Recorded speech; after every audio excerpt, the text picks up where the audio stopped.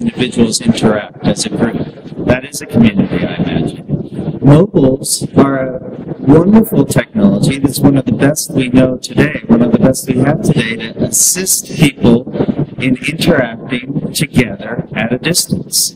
So the relationship between community and mobile seems to be sort of obvious in that regard on the face of it. If a community is about how individuals interact together as a group, and a mobile phone is a really impressive tool to facilitate that interaction at a distance, in this case, then there's no question that mobile phones can have a critical role in community support, development, interaction.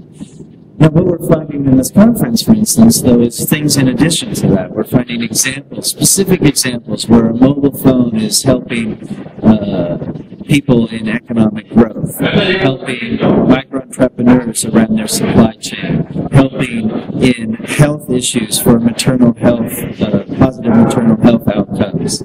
So there's, these sort of micro examples where we see specific cases where the mobile phone helps in particularly community-relevant areas.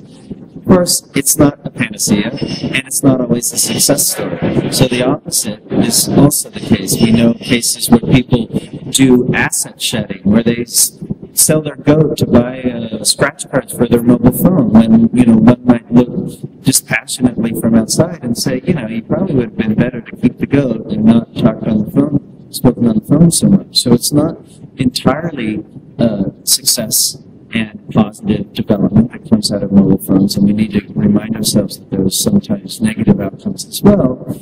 But again, we see cases where mobile phones clearly support community, but we also see these specific cases where mobile phones are supporting very specific development objectives, economic, social, political, and so forth.